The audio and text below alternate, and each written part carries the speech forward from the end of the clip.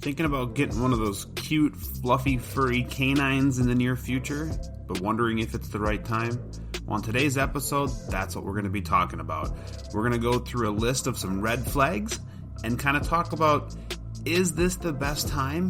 Or is maybe waiting a little bit longer going to benefit not only you, but your dog in the future? Let's get into it.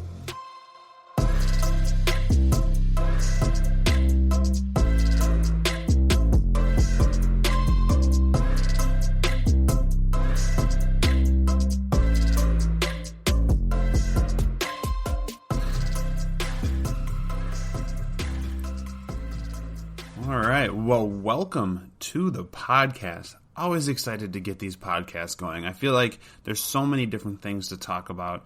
And on episode 2 of our podcast, we are going to be talking about if it's the right time for you to get a dog. And that doesn't matter if it's a puppy or an adult dog or whatever. Is this the right time for you? And I want to start out by putting this out there. Now, I'm going to be going through a list of red flags. Now, red flag doesn't mean you shouldn't get a dog. This is just saying, hey, maybe it's not the best time. Maybe waiting a little bit longer, getting things more in line and set up might be beneficial. But I am in no means saying, don't get a dog. I just want people to stop and just kind of think about these red flags and really evaluate what's going on and decide, is this the right time to get a dog? Because here's a little something that I don't think a lot of people know. The average age of a dog in foster or in a shelter is 18 months.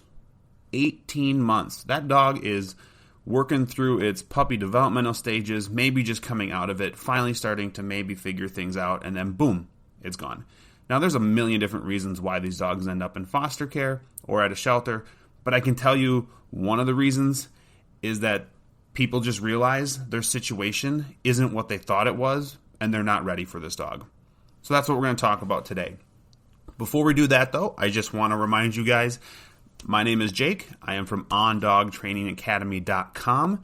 We do courses. We're going to do, obviously, this podcast, but we do a lot of online courses to kind of help people out, get people rolling. If in-person classes aren't for you, if your schedule doesn't allow you the ability to show up at the same time every week for physical classes, then definitely On Dog Training Academy will be a good place to check out. So check it out, ondogtrainingacademy.com.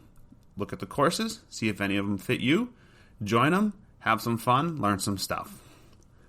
All right, so I think we're just going to jump into talking right into this. And the first red flag, in my opinion, when you're looking at getting a dog is kind of, what does your schedule look like? I know a lot of people want dogs. Wanting a dog is an awesome thing. Dogs are awesome. But is your work / school / life ready for it? What's your schedule look like? If you're working 10, 12, 14 hours a day and that dog's going to just have to be home on its own, I don't think that's a good sign that you should get a dog. You just don't have the time for it.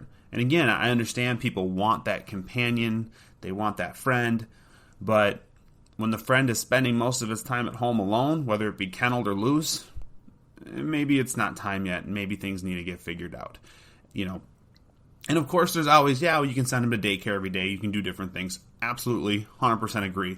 But if that's not an option, in your area, take a look at your work and your school schedule and decide, do I even have time for this? When I get home from work, when I'm really super tired, do I have time to train my dog? Which is really important, especially early on. Do I have time to play with my dog, bond with my dog? What's going to happen with pottying? How do I get my dog out during the day? All those different things. So keep that in mind, your work and school schedule. The next one then would be living situation. This falls more into breed selection, but not entirely. If you're going to, I'm picking on school people, it seems right now, but if you're going to school and you're living in a frat house or you're living close to college or something, well, you got to keep in mind this dog you're getting isn't a short-term commitment. If you get a puppy, you're looking at 10, 12, 14, 18 years of this dog being part of your life. And So yeah, you maybe have a suitable living situation for a couple years, but then when you're done with school, what's going to happen? So breed selection might be important there, where maybe I'm not going to get a super hyper dog because I may end up living in an apartment, or not even super hyper, maybe just getting a large breed or something that needs a little more space. Because maybe you're going to live in an apartment. Maybe you do live in an apartment. What does your living situation look like right now? Does it even make sense to have a dog in this living situation? Are you living with somebody else? Do you have a roommate? Do you, live in a small area? Whatever. Again, I understand people wanting dogs, but is your living situation set up at this point right now to cater and really help these dogs thrive? And that's the goal of this episode, is to really set dogs up to thrive. I don't want to see dogs in shelters. I don't want to see dogs getting surrendered because they're too hyper or they chewed up stuff or I don't have time for it. That I don't have time for a dog really frustrates me, just because, especially young dogs, because you probably knew going into it a lot of these different things I'm going to talk about. And if you just would have paused for a second, it would have been way better. And you probably maybe would have decided that now is not the time. And this dog can maybe go off to somebody else who could early train it, do all this stuff it needs to do, and the dog would have been thriving a lot earlier. But just keep in mind your living situation. The next one I'm going to talk about is a little touchy for some people, but that's okay. I think it needs to be talked about, and that is money situation. If you think dogs are cheap, then you're mistaken, and you're fooling yourself. They're not cheap. You've got vaccinations, you've got medical expenses. I mean, God, you go to the vet one time and you're putting out $200 easy. They're expensive. Feeding them properly, giving them, toys, bones, things they need in their daily life just to be happy. Dogs aren't cheap. Yes, you can get a dog, and yes, you can not vaccinate them, feed them really, really, really bad food, and maybe be fine. But at the same time, the likelihood of all of that lining up and going great is pretty low. So if you're having a hard time right now financially, maybe right now is not the best time to get a dog. Let's pump the brakes, get some stuff figured out, and then when you're able to, then get a dog. Because you just want to be careful. You just want to be careful. And I don't want money. When I'm looking for a dog, I don't let money strictly determine what dog I'm getting, what breed, or what dog I'm getting and from where. I let my research, what I know about the breed, what I know about the breeder, if you're rescuing a dog, whatever, what you know about these different things determine if I'm going to get this dog. I don't want money to be the reason I get this dog. I don't want to be like, well, I got it because it was cheap. Well, it was a $50 dog, so that's why I got the dog. That's a terrible reason to get a dog. A cheap dog is a terrible reason to get a dog. There needs to be so much more into it, because you're setting yourself up for potential heartbreak and failure down the road by settling just because of the price. So keep that in mind. The next one, I feel like all of these, I could just lead off every time and say, well, this is going to be a touchy one. They're all going to be touchy ones. And again, if you find yourself getting offended by anything I am saying, remember, you can still get a dog. I'm not saying you can't. I'm saying just think about it and make sure this is the best thing for you and your dog, or your future dog. Just make sure. I am just advocating for the dog and wanting to see a dog live in a house with a family and be happy, or live in a house with a person. I don't care if it's a family. Just living with somebody its whole life, having a happy life, and you guys being happy and everything else. So that's why I'm saying all this stuff. So if you get a little bit upset at what I'm saying, I'm sorry, but understand. Sometimes it has to be said.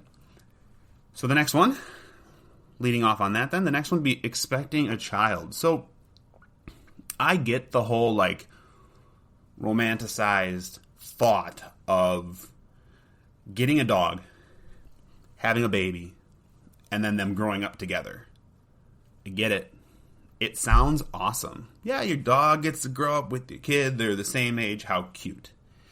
The problem is, well, there's a couple problems. The biggest problem, I think, is typically if you're getting this puppy and you're having a baby at the same time, which one, I almost said which animal, which one is going to take priority? The kid, I imagine. the kid 100% of the time. So that means your puppy, who does require a lot of work, or a young dog or a new dog that requires a lot of work, is getting pushed to the side, put on the back burner. Kids are a ton of freaking work too. I don't have any. That's just what I've been told. I've been around people who have kids. I understand they're a lot of work. That's one of the reasons I don't have any. But that's what happens. The dog gets put to the side. Baby becomes priority, which it should. And then the dog suffers. And you find attention-seeking behavior, so the dog is jumping, destroying things. You don't have time to train the dog, so now the dog is learning bad habits, like counter surfing, peeing in the house, all these different things. And in the meantime, you're still trying to take care of your child as you're trying to take care of this dog. My advice in this situation, wait. Just wait. Wait a year, at least. Wait a year. Let that kid, your baby, your child, whatever, grow up a little bit, get things more manageable, get on a good track with that, then get a dog and start to work it through that way. If you think back in your life, now I grew up with dogs my entire life, but I can promise you, I do not remember anything from that first year of my life. Maybe beyond that, maybe there's little things that trickle in, but I do not remember that. So as cute as it is to see your kid and a dog growing up together, the kid doesn't really remember those things. And so, is it really that worth it? I don't think it is. So I would say wait a year, couple years, and then roll in from there, and it should be fine, or it should be at least better. You have a better chance then of your dog and your child both thriving, because we know the kid's probably going to thrive. The dog's always going to be put on the back burner. So when you're expecting a child, pump the brakes again and just wait. See what happens. And once you're in a good path with that child, then get a dog. Because I see this and I hear this so often with clients who come to me. They say, we have a child on the way, or we just had a child, and this puppy's a ton of work. Yeah, puppies are a lot of work. I could have told you that. You could Google that anywhere, and that will pop up. You could go Google right now, are puppies a lot of work? And I guarantee you'll just get something at the top that just says, yeah, of course. They're a ton of freaking work. And so, are babies a lot of work? Do the same thing. Google, are babies a lot of work? I guarantee you it'll be a big, yes, of course, duh. So make sure you're ready when that happens. Make sure, give that kid time. Okay, the next one, since we're on the topic of kids, getting a dog for your kids. Is it a good idea? It's cute. I like it. Again, when you're thinking of the situation, it's amazing, right? But I'll say 9 times out of 10, although I feel like it's more like 10 times out of 10, you're going to go to your kids and be like, okay, I'm going to get you this dog that you've been asking for. You need to pick up the poop. You need to bathe the dog, trim the nails, do some training with the dog, all this different stuff. Are you on board? And the kids would be like, yeah, I'm on board. Of course I'm on board. Yeah, we're going to do this. It's awesome. I get a dog. Dogs are cute and cuddly and fun for like a week. And then your kid's going to go, I'm tired of waking up early and letting this dog out. I'm tired of having to feed this dog all the time when I want to go play with my friends. So where's that responsibility fall back onto? You. And it happens all the time. All the time. So if you're thinking about getting a dog for your kids, don't. Get a dog for you that your kids can enjoy. But make sure when you're getting that dog, you can say it's for them if it puts you in their good graces or it adds a little couple notches like, oh, we love you because you got us a dog. But be prepared and mentally tell yourself, this is actually going to be my dog. I am training it. I am letting it out. I am feeding it. Because your kids, like I said, almost guarantee it, will lose interest in training, especially with young dogs as they start to get older and things become difficult and the dog is biting and jumping and there's these behaviors that need to be stopped, but either they can't do it or it's just difficult. That's when your kids are going to start losing interest and wanting to go do something else. I just want to go play video games. I want to go do something else. I don't want to go walk the dog. I don't like this dog anymore. He's too much work. Blah, blah, blah. I hear it all the time. So make sure you are mentally prepared and ready. You're going to be the one taking care of this dog. We'll be right back.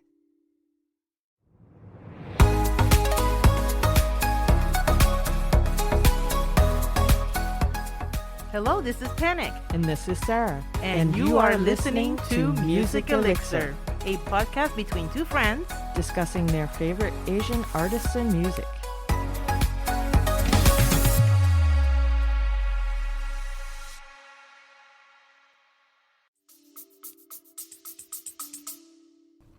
So, getting your dog for another kid, not a good idea. Getting your dog for your other dog, equally, possibly not a great idea. Not a terrible idea. I've seen people who do this and it works out wonderfully. But honestly, if you don't have time to entertain your first dog, and you're going to get another dog to help entertain your other dog, that could blow up and backfire in your face so hard. And now you have two problems on your hand. You don't have time for one dog. You certainly don't have time for two dogs. And what the heck happens if they don't get along? And that happens. It happens often. Again, this is something we deal with here a lot. Multiple dog households, dogs aren't getting along. You talk to them, why'd you get this dog? I got this dog to entertain my other dog. Okay. So that told me you didn't want another dog, but you thought it'd be best for your dog. It almost goes back to what I was just saying about the kids. Assume when you get this other dog, just assume that it's going to be your project and it's not up to your other dog to entertain this dog. Anyways, this is going to be on you. So I would rather you stick with one dog and work that one dog and find avenues of exercise and different things than to add another life to your house and not be ready for it. And that leaks back into your work situation, your living situation. Can you really house two dogs safely and securely and in a good place? Is there enough room there for two dogs? Can you afford to vet two dogs and feed two dogs and train two dogs? You know, all that different stuff. There's so much. So honestly, if you're looking to get a dog for your dog, probably not a great idea. The next one is your health. This is a super duper touchy subject. If your health is questionable, like I said, remember, these animals aren't short-term things. This is a long-term, 12, 14, whatever year, you know how long some dogs can live. It's a gigantic time commitment. Well, if your health isn't great, and you may not, as bad as this sounds, you may not be around in 10 years, do you really want that senior dog to have to go try to figure out a new place to live? I don't. Now, of course, things pop up as we age, as we get older, whatever. Things pop up, but if I, at this moment, know something that is a red flag to getting a dog, such as health, I will take that into consideration when I'm deciding if I should get a dog or not. And health, this isn't a health necessarily thing. This is more of an age thing too. And this is more of a personal thing for me. I've already said, like, when I hit 70, or maybe even younger, who knows, we'll see, I'll either adopt old senior dogs that only maybe have a year or 2 or 3 left, but I don't think I'm going to take on a puppy. Partly because at that age, you're obviously trying to take care of yourself a lot more, typically a lot more than before when you were a little bit younger. And also, you're starting to reach that, and this is just a super touchy, weird thing to say, but you're reaching that life expectancy area where you may not be there for your dog through the long haul. And so I definitely look at age, your age, and everything as a possibility. Like, where are you going to be in 12 years? Well, some people won't be here. And so, like, if I have like an 80-year-old or someone who comes to me and says, I really want to get a dog, and a lot of times the older people want to get smaller dogs. Well, newsflash, smaller dogs tend to live longer. And that can be a problem. You have small dogs that can live to be 16, 18 years old. I mean, my God. And again, this isn't an insult on the people and to like say, hey, well, you're old, you shouldn't get a dog. This is, again, everything I say is advocating for the dog. I don't want to see a 10 or 12-year-old dog that has spent its whole life living with you, loving you, has gotten to have, you know, whatever habits you have, whatever, and then something happens to you, and now this dog has to go live somewhere else and develop and understand. I mean, that's separation anxiety things. There's so much. And so suddenly the back end of this dog's life is miserable because You decided to get a dog when maybe it wasn't a good time to, or maybe you decided to get a dog when you didn't have enough time left on this planet to work with that dog and live with that dog and survive, I guess. So keep that in mind. That leads into one of the last things we'll talk about today, and that is please, please, please, I'll say it one more time, please do not surprise somebody with a dog. I don't mean your kids. Surprise your kids with the dog, cool, fine, whatever. But, you know, if your grandma's living alone and you're like, oh, she seems so lonely, I'm going to get her a dog. Don't do that.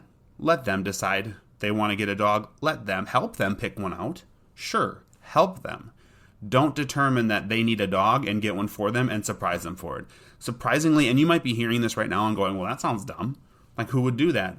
You'd be surprised. There are a lot of people who get dogs for other people as a surprise. And again, this isn't a kid. If you surprise your kid with a dog, fine, cool. You can go back to what we were talking about earlier and go off of that. But that's fine. But man, do not surprise somebody with a dog. I had, and I'm not naming names, and I don't think these people are unfortunately around anymore, but I had a client who had a farm type situation, and the daughter decided, hey, it sounds like you should have a guard dog there to protect you. Cool. 80-year-old woman with like an 85-year-old husband who's on oxygen and can't move as well as he once could. They need a big, bad guard dog to guard them. Problem is, that's still a dog they have to take care of. You know, it was okay with them, but it was strong, too strong. And it needed to get figured out. And so we had to do a lot of work. Yeah, things improved, but not great. It just was super clear that it was just too much dog for those people at their age, at their health, with the disabilities they were dealing with. And the lady even admitted, I wish my daughter would not have got me that dog. And I strongly agreed, of course. So that's kind of, if you look through these things, I mean, there's probably 17,462 and a half more red flags I could probably go through, and it would all make a lot of sense. In the end, here's what I want you to take from this episode. When you're thinking about getting a dog, look at your situation. Look at your scheduling for work or whatever. And even if you're home right now, working from home right now, doesn't mean in a year or 2 or 3 you're going to be home still. People are going back to work, and it is definitely going to change.